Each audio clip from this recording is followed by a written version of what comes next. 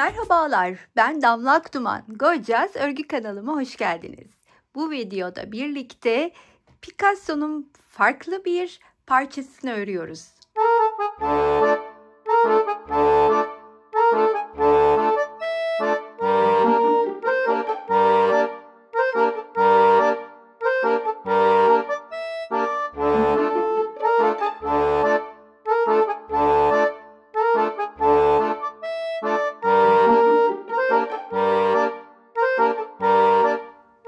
Farklı derken gördüğünüz üzere canlı renkleri çıkarttık. Sadece gri ve kahvenin tonlarıyla bir siyah da var, beyaz da var tabii, krem tonları da var.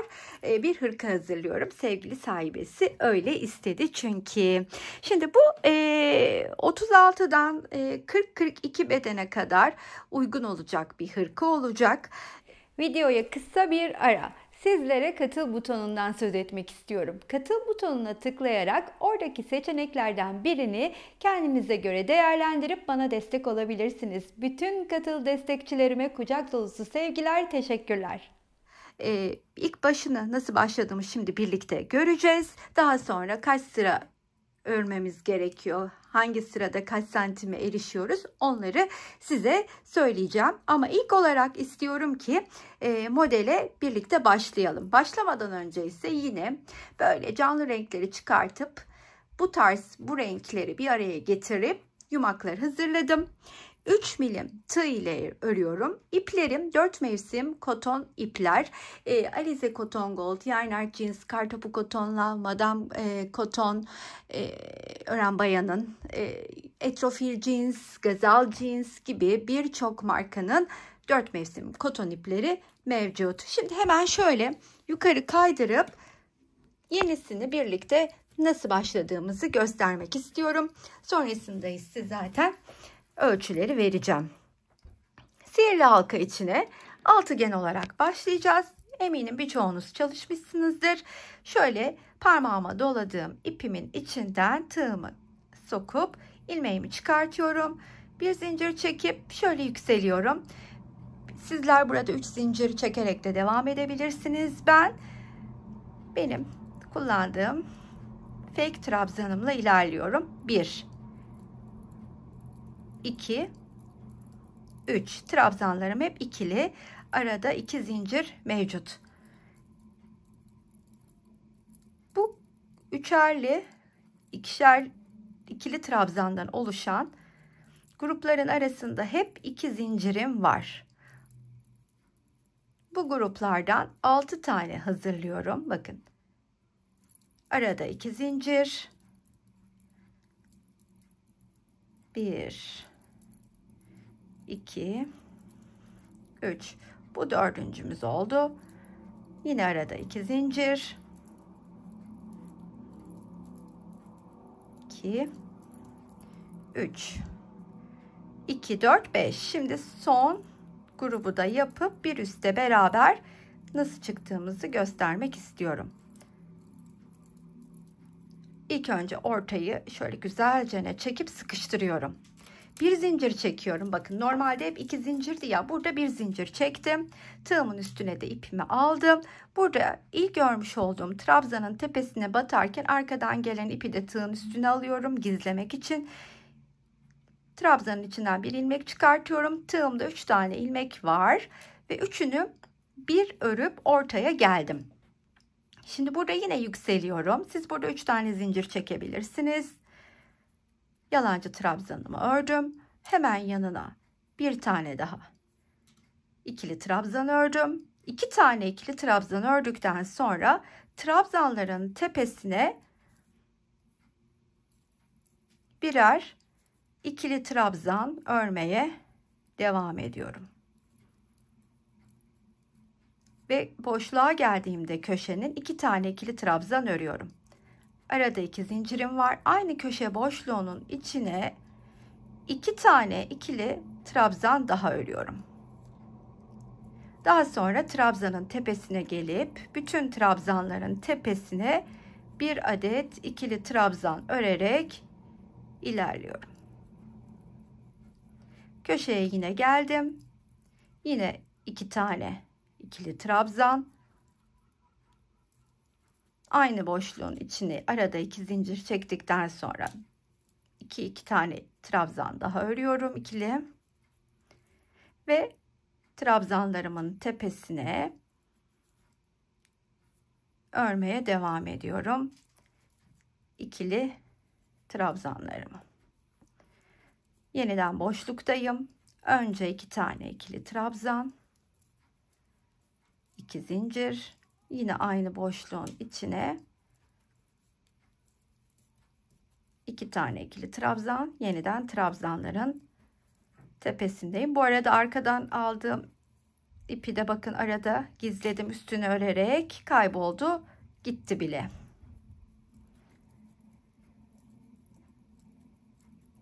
Köşelerde hep 2 tane ikili trabzan, arada 2 zincir olacak bütün parça boyunca.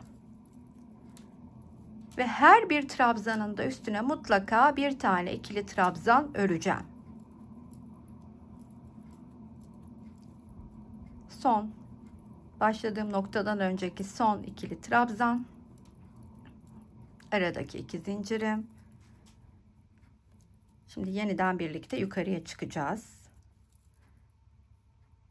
Önce üstüne örüyorum. 1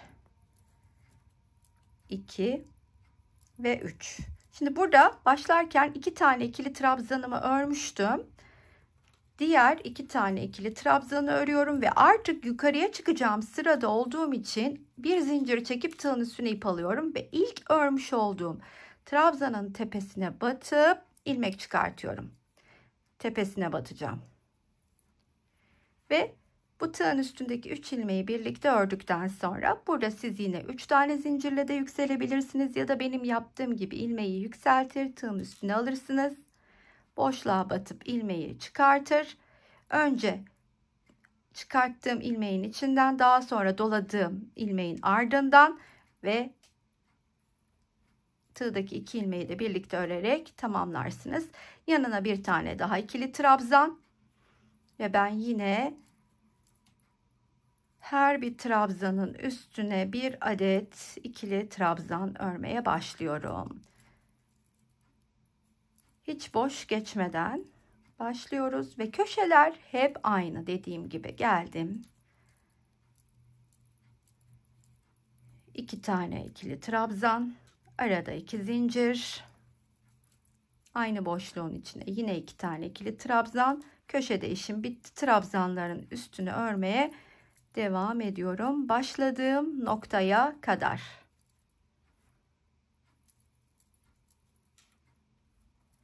Başladığım yere yaklaşınca bir kez daha üste birlikte çıkalım istedim. Buradaki ilk 2'yi örmüştük biliyorsunuz. Diğer 2 tane ikili trabzanımı örüp artık 2 zincir değil üste çıkacağım için bir zincir çekiyorum.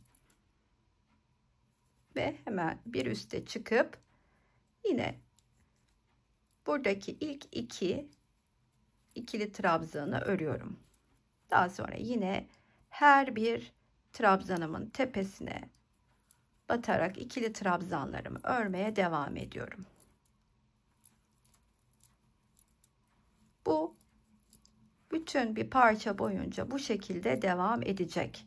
Kaç sıra mı öreceğiz? Şimdi diğer parçanın üzerinde size hemen göstereceğim. Böyle devam ediyorum. Hatta bakın şimdi bunun göbeğini açayım size. Göbeğini de göstereyim nasıl devam ettiğimizi.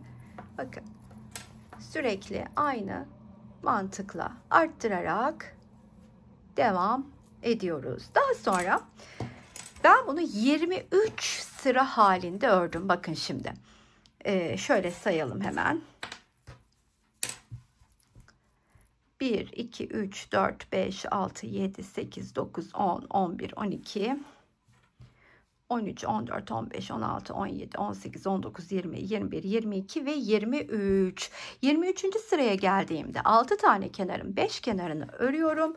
Son bir kenarını şu şekilde örmeden geliyorum. Onu açık bırakıyorum. Çünkü neden? O benim hemen böyle yukarıyla birleşip kol parçasını, aslında yarı beden parçayı da oluşturacağım nokta olacak. Şöyle göstereyim. Şimdi bu parçam benim 23 sırada kaç santim oluyor? Bunu da belirtmek isterim. Kol altından bakın şuradan ölçü veriyorum. 23 santim, 23,5 santim. Aslında şöyle düşünün. Her bir sıra 1 santime denk gelmiş. Siz bu kısımda da dilediğiniz kadar arttırma yapabilirsiniz. Zira aynı şekilde kol da genişleyeceği için belki şimdi ben bu kadar genişlikten sonra bunu balon kol yapacağım ideal ölçüde. Ancak bundan sonrası daha geniş olabilir. Burayı durdurmak, genişletmesini engellemek istiyorsanız size tavsiyem katladığınızda kol için ayırdığınız yere bir ilmek belirleyici takın ve belli bir sıradan sonra atıyorum 15. sıradan sonra 3 sırada bir kesme yaparak kolu eksiltebilirsiniz. Yani bir taraftan artarken bir taraftan da eksiltirseniz yanlardan ister istemez artıyor. Burada da bir eksiltme yaptığınızda bir dengeleme yapmış olursunuz. Bu şekilde bir altıgen ırka tarifim var kanalda. Kolları daralttım. Eğer burada çok anlatamadımsa o videoyu izleyerek belki daha iyi anlaşılır hale gelir diye umut ediyorum. Ama daha zaten toplu ve iri hanımlar bu aşamada kolunu bir tık daha geniş yapsalar bir şey olmaz. Düşünün ben bunu 36'dan 40 bedene kadar için aslında hazırlıyorum. Yani bunun 3 sıra daha büyüğü 44 beden üstü bir hanım için zaten kol da büyük düşmeyecektir. Vücut orantısında doğru orantılı olarak kollarda tabii ki daha minyon bir hanımefendiye göre daha kalınlaşıyor. Bunu da belirtmek isterim. Ölçüyü de verdiğime göre bu aşamada benimkinin boyu kaç santim oluyor? Hemen onu da söyleyeyim size. Boyum da 47 santim. Zaten böyle 55 ile 60 arası gibi bir uzunluk istenmişti. Ona göre hazırlayacağım. Şimdi her iki parçayı da bu aşamaya getirdikten sonra birini tamamlayayım, diğerini birlikte yapalım. Hırkam için gerekli 23 sıralı iki parçayı ördüm. Bir kenarını açık bırakalım demiştim biliyorsunuz son sıraya geldiğimizde. Altı kenarın bir kenarını örmeden gelelim. İşte ben bir tarafını koluna varıncaya kadar tamamlayıp geldim. Nasıl yol aldım? Bir kenarını açık bırakmıştım. O açık bıraktığım kenardan üstü birleşerek kolu oluşturdum. Daha sonra hırkamın etrafını kolu birleştirdikten sonra şöyle bir kenarım kalıyor. Onu etrafını örmeye başladım ama ön tarafa dokunmadan önü bıraktım. Önü bıraktıktan sonra arkadan şöyle bakın. Burada 2, 4, 6 sıra fazlalık var. Bu 6 sıra fazlalığın 3 sırasını şöyle buradan başlayıp etek kenarını da geçip ipimi kopardım buraya geldiğimde. Etek kenarınız. 2 kenar örüyorum yani. İlk sırayı ördüm. İpi kopardım düzünden, yani tersinden örmek istemediğim için tekrar buradan başladım. Ördüm. Geldim yine etek ucunda ipimi kopardım. Üçüncü kez de aynı işlemi yaptıktan sonra tamamladım. Etek ucuyla birlikte örmeyi. Arkaya geldim. Aynı şekilde arkada da çok özür dilerim. Etek ucundan birlikte 2 kere de ördüm. Arkayı 3 sıra arttırdım. 1, 2, 3. Şurada yanlış göstermişim. Bakın arttırma yaptığım yer. Şöyle göstereyim size. Şuradan daha net anlaşılır. 1, 2, 3, 4, 5 sıra. 2 sırasını etekle birlikte, 3 sırasını ise sadece buradan buraya arka kenarı örerek tamamladım. Şimdi bunu örerken çok daha iyi anlayacağız. Anlattıklarımı pratiğe döktüğümüzde. 23 sıra halinde ördüğüm bu parça ise önümde, dediğim gibi son bir kenarı açık. Bu kenarı da şöyle hemen katlıyorum şuradan. Şöyle de katlıyorum.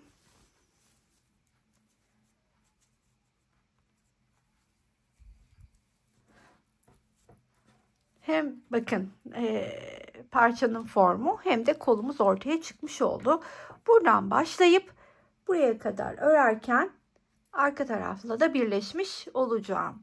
Bunun için de ne yapıyorum? Bu kenarda son, şöyle hemen kadrajı yakınlaştıralım.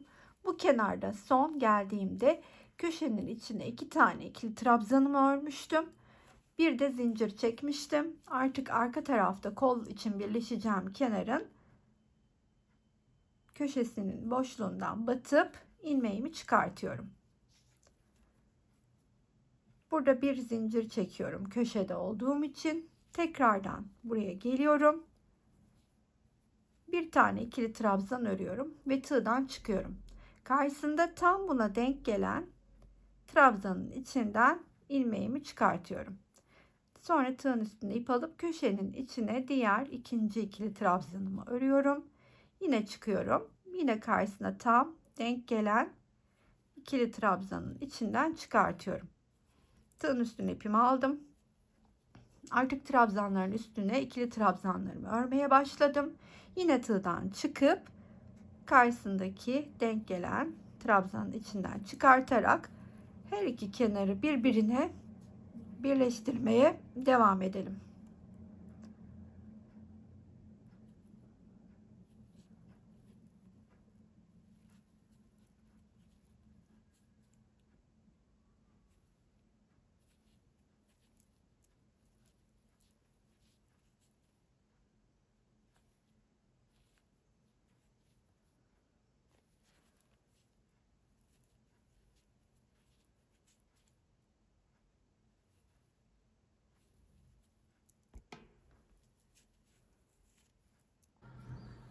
Kolu üstten sonuna kadar birleştirdim.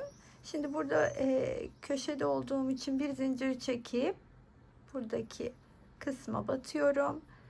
Kaydırarak içinden çıkıp ipimi de kilitledikten sonra keseceğim.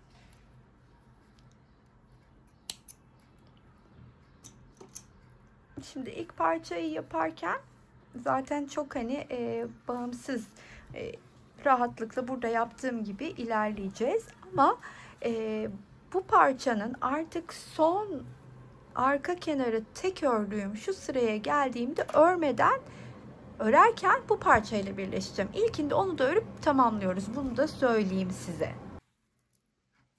Bu bitmiş olan parçanın burası, bakın arka tarafı, genişletme yaptığım tarafı önüne bu şekilde aldığımda bunu da öyle bir başlamam gerekecek ki önüme aldığımda bu da her ikisinin kolu böyle yanlara doğru açılmış. Bakın kollarımız burada arkamda birleşmeye hazır olacak. Yani şimdi mesela bunu böyle tutsam ve buradan genişletme yapsam birleştirmekte zorlanırım. Ne yapıyorum? Bitmiş olan parçaya göre bu parçayı da önüme alıyorum. İlk yaptığım parçanın nereden başladığımın hiçbir önemi yok. Onu yapıp bitiriyorum. İkinciyi önüme aldığımda ona göre çalışmaya başlayacağım. Bunun kolu bu tarafa doğru yatıyorsa bunun kolu bu tarafa doğru yatıyor. Bu benim bunun olduğu gibi arka yüzüm burası da. Şimdi bunun içinde ne yapacağım? Etek ucundan başlayıp buraya kadar bir geleceğim. İpimi kopartacağım. Tekrar etek ucundan başlayıp yine buraya kadar bir geleceğim. 2 kere büyütmeyi etekle birlikte yapmış olacağım. Ondan sonra ise sadece arkayı genişleteceğiz. Hemen etek ucundan büyütme yapmaya nasıl başladığımı da size göstermek istiyorum. Bunun için de biliyorsunuz böyle yatırmıştım. Bakın şöyle tutup hemen bu etek ucundan başlıyorum. Ne yapıyorum? İlk olarak köşenin içine geleceğim. 2 tane ikili trabzanımı öreceğim. Bir bu.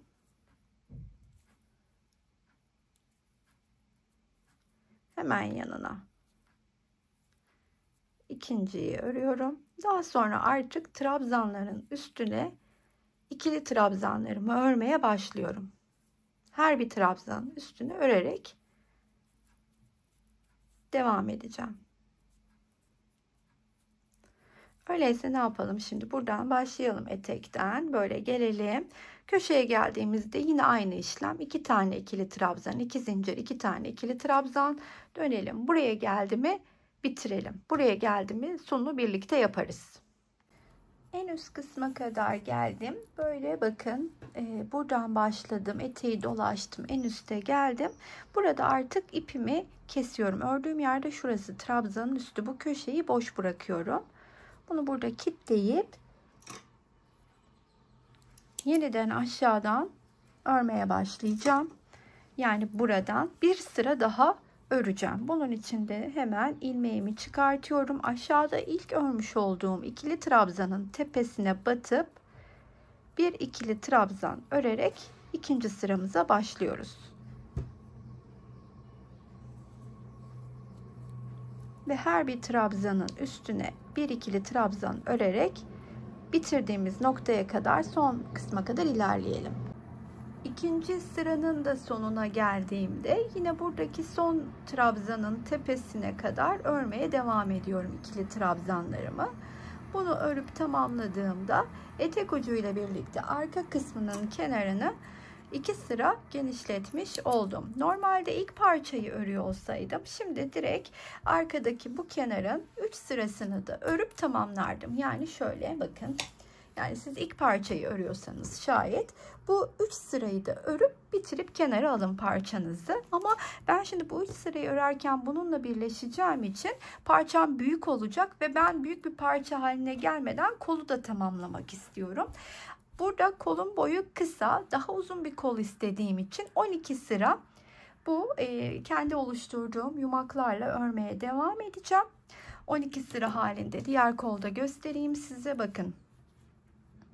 Şurada bitiyor benim parçam.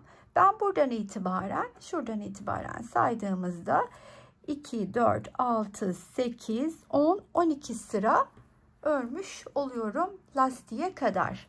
Bunun için de hemen başlayalım. Şöyle ilmeğimi çıkartıyorum. İlk başlarken nasıl başladığımı göstereyim. Herhangi bir daraltma ya da bir işlem yapmıyorum. Çünkü kolum balon kalacak. Şu kısımdayım. Bu kısmın önce bu köşesine bir tane ikili trabzanımı örüyorum. Daha sonra bu tığın üstüne bu ipi de alıp gizlemek için onu da öreceğim arada. Diğer köşeye gelip bir ikili trabzan örüyorum. Ve bütün trabzanların tepesine birer ikili trabzan örmeye devam ediyorum.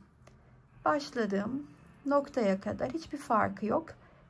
Her bir trabzanın üstünde bir ikili trabzan, bir üstte de nasıl çıktığımı göstereyim. Koldaki ilk sırayı tamamladım. Buradaki son ikili trabzanın da üstünü ördükten sonra ilk örmüş olduğumun tepesine batıyorum. Kaydırarak üstüne geliyorum. Siz burada 3 zincirle yükselebilirsiniz. Şöyle yükseldim.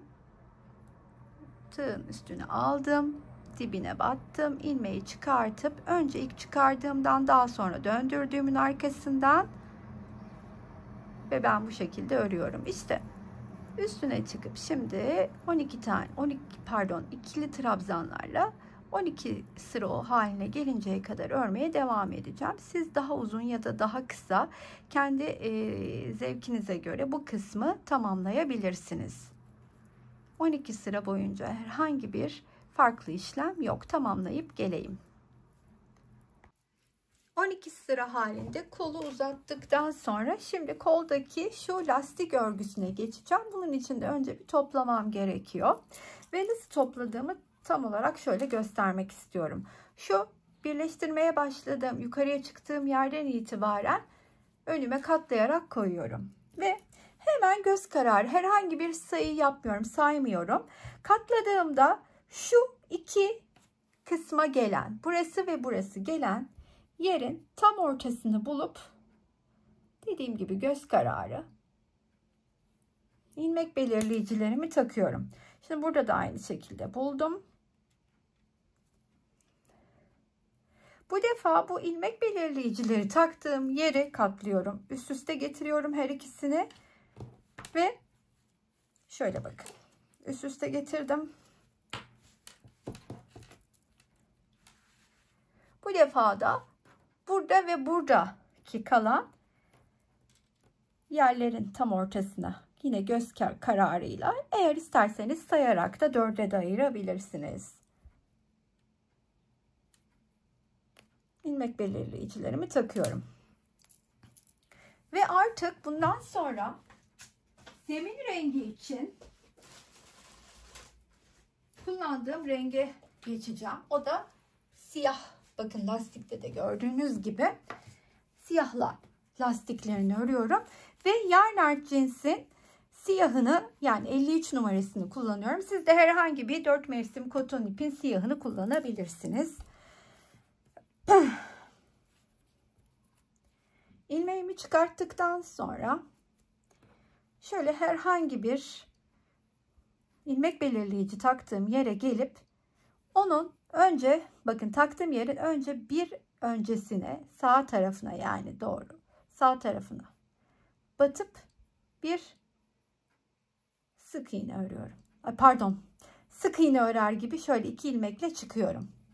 Daha sonra ilmek belirleyiciyi taktığım yere batıp yine ilmek çıkartıyorum ve sol tarafında kalan kısma batıp şöyle yine çıkartıyorum ve bütün tığımdaki ilmekleri birlikte örüyorum. Yani bu ilmek belirleyicileri taktığım yerde 3 tane sık iğne ile kesme yaparken normal yerlerde bir çıktım, bir kere daha çıktım, topladım. 2 kere de çıkarak kesme yapıyorum.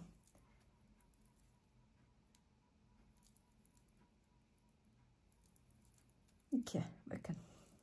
1 2 1 2 1 2 topla hepsini.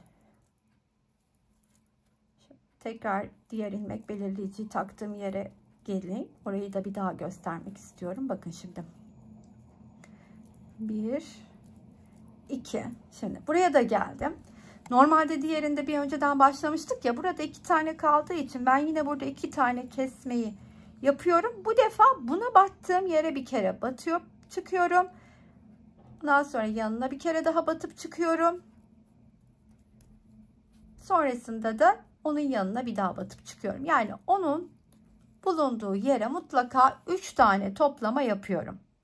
Ve sonrasında devam ediyorum. 1 2 1 2 1 2 1 2. Diğerine gelene kadar devam edeceğim. Gösterebilmek adına bir kez daha. Bu ölçülerde benim bileğime, yani yapacağım kişinin de ölçüleri benim gibi çok uygun oldu. Siz daha geniş isterseniz her tarafını 2 kere de toplar. Buradaki 3 kere kesmeleri benim ilmek belirleyici taktığım yer gibi yapmazsınız. Bakın şimdi burada bir daha 2 kere kestim. Buraya geldim. 1. Şunu bir çıkartayım. Zor oluyor. 3 kere yapacağım burada. Onu biliyorum sadece. 1 2 ve 3. Bu 3 kereleri yapmak zorunda değilsiniz. Daha geniş bir kol lastiği örmek istiyorsanız bu, dediğim gibi, benim yapacağım ölçülere ideal oldu. Bu size bir fikir olabilir. Şimdi başladığım yere kadar aynı gösterdiğim şekilde devam ediyorum. Başladığım noktaya kadar ilerleyerek geldim. Şimdi burada ilk yapmış olduğum, biliyorsunuz, bir üçlü kesme vardı. Onun içine kaydırarak geleceğim. Şu ilmek belirleyiciyi buradan da çıkartalım. Ve bulunduğum noktaya kaydırarak gelip şöyle, siz burada 3 zincirle yükselebilirsiniz. Ben şöyle bir yükseldim. Tığın üstüne ipi aldım. Aynı boşluğun içine bir kere daha batıp önce ilk içinden, daha sonra bunu arkadan çıkartıp örüyorum. Sizler dediğim gibi burada 3 zincir çekerek yükselebilirsiniz ve her görmüş olduğunuz boşluğun içine bakın. Şimdi kesme yaptım. Boşluğun içine bir tane ikili trabzan örüyorum. Başladığım noktaya kadar bu ikili trabzanları örmeye devam edelim.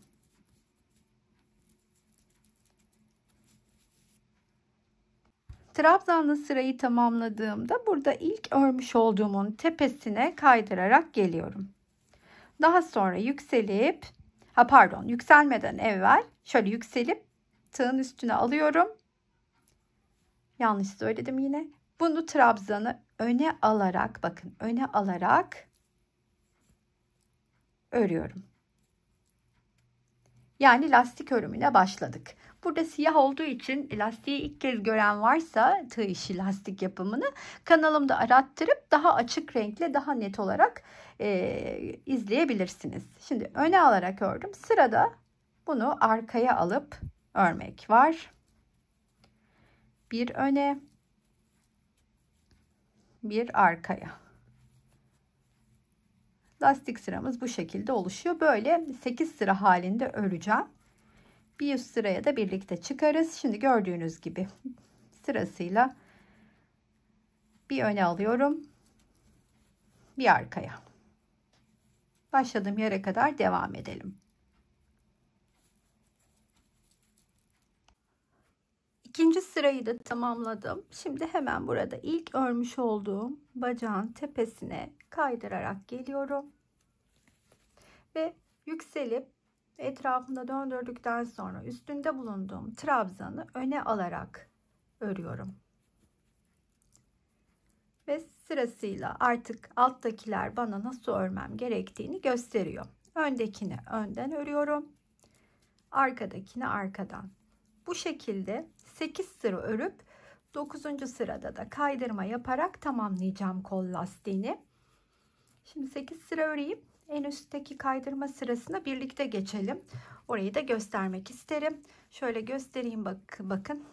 Şöyle olacak lastiğimiz görüntüsünü. 12 sıra halinde lastiği ördüm. Burada son trabzanı ördükten sonra ilk örmüş olduğumun tepesine geliyorum. Kaydırarak geçiyorum içine ve bundan sonra ise artık her bir trabzanın tepesine batıp kaydırıyorum. Bakın. Batıyorum, 2 ilmeğe de içinden kaydırarak geçiriyorum. Batıyorum, kaydırarak çıkıyorum.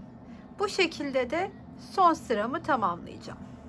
İlmek kaydırma yöntemiyle. Bu hırkanın etrafında da aynı işlemi yapacağım. Lastiği örüp son sırasında kaydırma tekniğini kullanıp lastik işlemini tamamlayacağım. İlk parçamızı burada biliyorsunuz 3 sıra halinde örüp arka kısmını bitirip kenara koymuştum. Şimdi kolu bitirdikten sonra ikinci parçamızın da etek ucundan etrafını 2 kere gezmiştik ama şimdi sadece arkasını burada da 3 kere gezmemiz gerekiyor. Ancak bu defa şöyle yapacağız.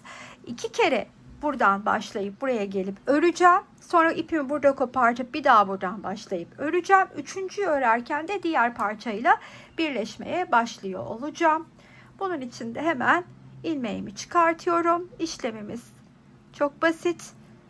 Şu köşeden batıp köşenin içine şu hemen göstereyim size. Şuradaki gibi etrafını örerken buraya geldiğimizde bakın. Köşenin içine batıyorum. 2 taneyi oraya örüyorum. Ondan sonra her bir trabzanın üstüne bir tane ikili trabzan.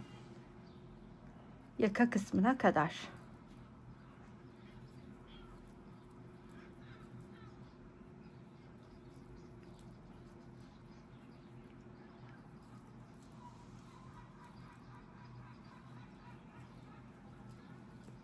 Yukarıya kadar devam edelim. İlk sıranın tamamını sonuna geldim. Örmüş oldum. Şimdi burada bunu keseceğim. Geri dönüp de örebilirdim ama böyle arada bir tane tersten olsun istemedim. İpimi kopartıp yeniden örmeyi tercih ediyorum. 3. sırada da aynı işlemi yapacağım. Hiçbir farklı bir şey yok. Bu sırada ne yapıyorsam aynısını bu sıra içinde tekrarlıyorum. İlk trabzanın tepesine batıp sonuna kadar her bir trabzanın üstüne bir ikili trabzan örmeye devam ediyorum.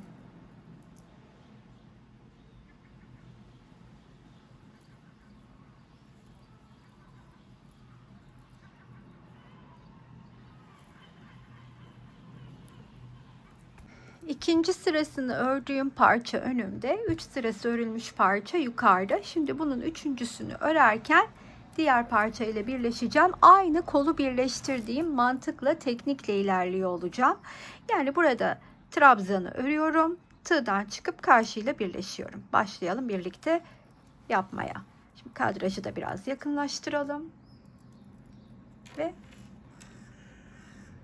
burada ilk trabzanın tepesine batıp bir ikili trabzan örüyorum. Tığdan çıkıp buradaki tam karşısına denk gelen ilk trabzanın tepesine batıp içinden ilmeğimi geçiriyorum. Daha sonra tığın üstüne ipimi alıp buraya ikinci trabzanı örüp tığdan çıkıyorum. Yine ikincinin tepesinden karşılıklı denk gelecek şekilde üst tarafa kadar birleşmeye devam edelim.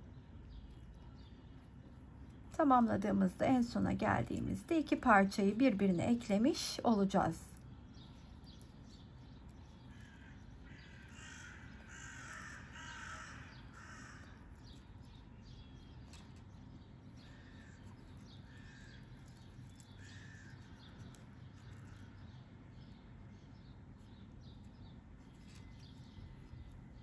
İki parçayı birbirine ekledik. Aslında formunu net olarak vermiş olduk.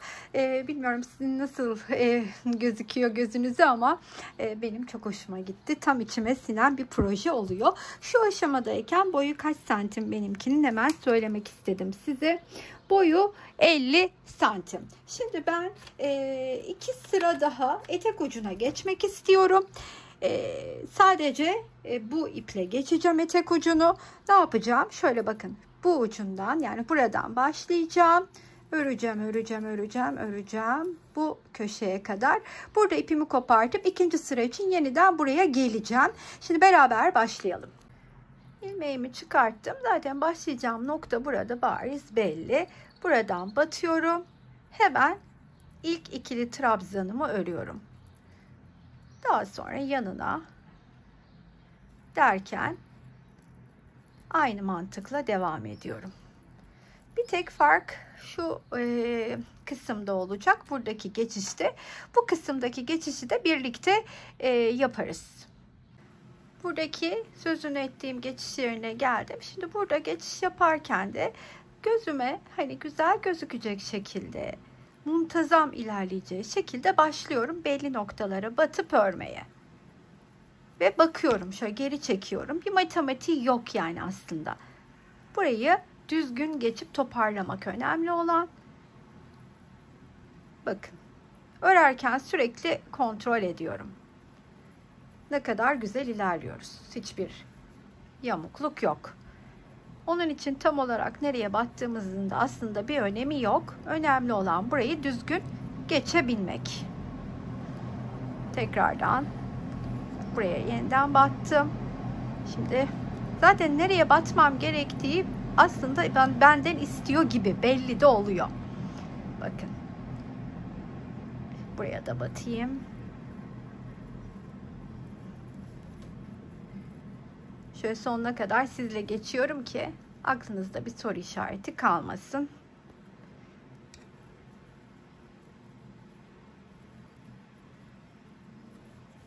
Arada boşluk da kalmaması gerekiyor. Bakın şimdi bunu böyle kaydıracağım. Tekrardan size de göstereceğim. Siz de böyle kontrol ederek orayı geçebilirsiniz. Artık son kaldı burası. Şuraya da bir batıyorum mutlaka. Burada da batmıştım aynı yere. Ve üstüne geçtim trabzanların. Şimdi burada da şu kısma kadar aynen öreceğim. Hiçbir farkı yok. Buraya gelince ipimizi keseceğiz. Sonuna kadar ördüm bu sırayı. Bir sıra uzatmış oldum. Şimdi bir sıra daha öreceğim. Tabii siz dilediğiniz kadar bu sıraları uzatabilir, örebilirsiniz. Bunu da belirtmek isterim. Aynı şekilde hiçbir farkı yok. Yine bu köşeden ilmeğimi çıkartıp ikili trabzanım ile örmeye başlıyorum. Bir sıra daha uzatıp artık lastik örümüne beraberce başlayabiliriz.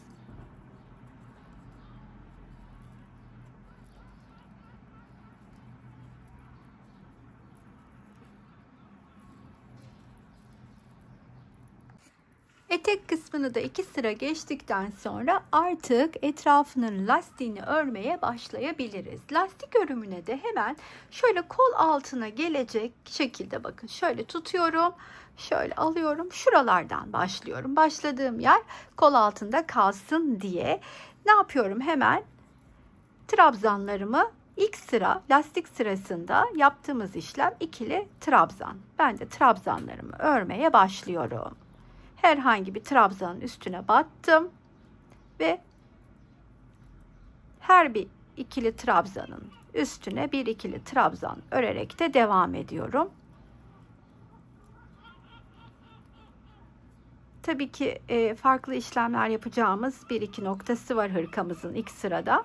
Bu da şu geçişte onlardan biri. Şuradaki geçişe kadar hiçbir işlem yok. Dümdüz örelim. Köşeye kadar aynen devam ederek ördüm. Şimdi buraya geldiğimde burada benim bir köşe oluşturmam gerekiyor. Onun için de buradaki boşluğu kullanıyorum. O boşluğun içine 2 tane ikili trabzan örüp 2 tane de zincir çekiyorum ve aynı boşluğun içine 2 tane daha ikili trabzan örerek orada bir köşe oluşturuyorum ve hemen belli aralıklarla arkadaki geçişte yaptığım gibi ikili trabzanlarımı örmeye başlıyorum. Bakın şöyle elimle düzelterek botluk yapmasın, düzgün dursun diye şöyle elimle düzelte örüyorum. Şöyle bakıyorum. Evet.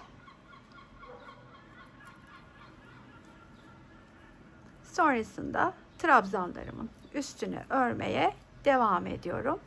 Enseye kadar trabzanlarımın üstüne öreceğim. Şimdi şuraya geldiğimde şuraya sanki bir tane örersem daha güzel olur hissine kapıldım. Hemen söktüm, geldim. Buraya da bir tane örüyorum. Ve enseye kadar da devam ediyorum. Ensede birlikte geçişini yapalım. Ensedeki kısma yaklaştım. Bakın enseye geldiğimde de yine aynı şekilde ilerliyorum ve şöyle boşluklara düzgün gelecek şekilde bakın şuraya da bir tane batıyorum. İkili trabzanımı örüyorum. Daha sonra buraya da batıp bir tane ikili trabzanımı örüyorum ve buraya geçip yine belli noktalara batarak gözüme düzgün görünecek şekilde ilerliyorum. Ta ki diğer köşe noktasına kadar. Oradaki köşe noktasına geldiğimde de yine aynı şekilde geçiş yapacağım. Şimdi bakın şöyle göstereyim size. Renk siyah biliyorum zor oluyor ama sipariş üzerine örünce de mecburen bu renkte örmek zorundayım. Şurayı kastediyorum. Buraya kadar ilerliyorum aynı mantıkla. Düzgün, uygun noktalara batarak buradaki formu bozmadan ilerliyorum. Şimdi diğer köşeye yaklaşana kadar aynı bu şekilde örmeye devam edelim. Şöyle yeniden göstereyim size. Buraya doğru yaklaştım. Bakın köşeye geldiğimde yine buranın içine de örüyorum. Şuradaki orta noktaya da batıp örüyorum. Görüntüyü bozmadan aynı mantıkla ilerliyorum. Sonra buraya gelip bir tane örüyorum. Ve artık buradan sonra yine trabzanlarımın üstüne örerek diğer etek ucunda da aynı şekilde köşe oluşturacağım. Diğer tarafta oluşturduğum gibi başladığım noktaya kadar ikili trabzanlarla bu sırayı tamamlayalım. İlk sırasını tamamladım lastiğin. Şimdi bakın bunun üstüne böyle kaydırarak geliyorum.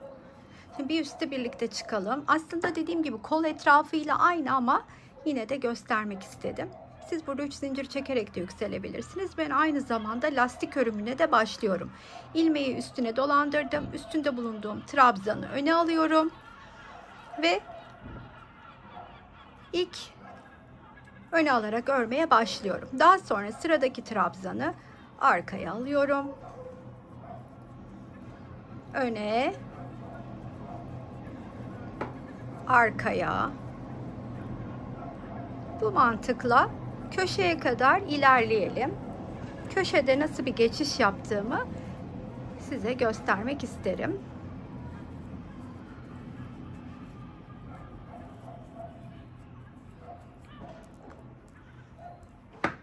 Köşeye yaklaştığımda trabzanları bir öne bir arkaya alarak örmeye devam ederken en sonuncuyu arkadan, şimdi bu sırada öndeki var. Önden örüyorum ve köşenin içine 2 tane ikili trabzan, 2 zincir, aynı boşluğun içine 2 tane ikili trabzan daha örüyorum. Ve yeniden ilk öne alarak örmeye başlıyorum. Önden, arkadan. Başladığım noktaya kadar da aynı mantıkla devam edeceğim. Hiçbir eksiltme, arttırma yapmayacağım. Her trabzanın tepesine, daha doğrusu her trabzanı sırasıyla bir öne bir arkaya alarak lastik örümünün ikinci sırasında tamamlayıp üstte de aynı burada üste çıktığım gibi çıkacağım. Dilediğiniz genişlikte örebilirsiniz. Benim 4 ya da 5 sıra örmek gibi niyetim var. Aynı kol ağzındaki gibi kaydırma yöntemiyle de sonlandıracağım. Ve hırkamızı bitirmiş olacağız. Öyleyse lastiği örüp final için geleyim. Lastiği 5 sıra halinde tamamladım. Şimdi şu kaydırma ile ilgili nasıl yukarı çıkıp ilerliyorum göstermek istedim. Bir de köşedeki geçişi de size göstermek istiyorum. İlk olarak kaydırarak buradaki ilk trabzanın tepesine geliyorum. Daha sonra ise elimi hiç kasmıyorum. Gayet yumuşak tutarak bakın. Şöyle aradan gayet yumuşak çıkartıyorum. Trabzanın tepesine batıp ilmeğimin içinden de çıkartıyorum. İşte bu şekilde ilerleyeceğim. Ancak köşedeki geçişi nasıl yaptığımı göstermek isterim. Elinizi çok gevşek de bırakmamalısınız, çok kasmamalısınız da. Dengeleyerek düzgün ilerlemesini sağlayabilirsiniz. Köşeye kadar geldiğimde köşenin içine 2 tane sık iğne öreceğim. Sonrasında yeniden trabzanların tepesine batarak kaydırmayla başladığım noktaya kadar örmeye devam edeceğim. En sevdiğimiz kısım finale geldik efendim. 36'dan 42 bedene kadar uygun düşecek hırkamı tamamladım. Çok da güzel oldu. Benim çok da içime sindi. Umarım sizin de hoşunuza gitmiştir. Anlaşılır bir video olmuştur sizler için. Etrafını da yeterli kalınlıkta ördüm. Siz daha da kalın örebilirsiniz. Toplamda 450 gram şöyle kendi oluşturduğum renk geçişi olan iplerden gitti. 100 gram da yarner cinsten, yani 2 tane kullandım. Toplamda 550 gram ağırlığında bir hırka oldu. Sanki çok daha ağır bir hırkaymış gibi duruyor ama oldukça hafif, ama bir o kadar da aslında mevsimde sıcak tutacak bir hırka diyebilirim. Örmesi çok keyifliydi. Bu tarz ipleri hazırlayıp ördüğünüzde siz de bana hak vereceksiniz. Beden büyütmek çok basit. Videonun içinde de bilgiler bıraktım.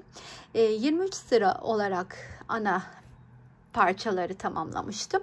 Onu 23, 24, 25, 26 diye, ki 23'te eğer benimle aynı santime erişmişseniz, bakın bu çok önemli. Damla, ben de 23 ördüm senin gibi ama benimki küçük düştü. Sizin 23'ünüzle benim 23 aynı ölçüde, aynı santim ölçüsünde olmayabilir. Verdiğim sıra sayılarından ziyade her zaman santimleri dikkate almanızı rica ederim. Ve buraya kadar izleyen herkese çok ama çok teşekkür ediyorum. Eğer beğendinizse bir kalbinizi bırakmayı unutmazsanız beni mutlu edersiniz. Sıradaki videolarda görüşmek üzere. Hoşça kalın arkadaşlar.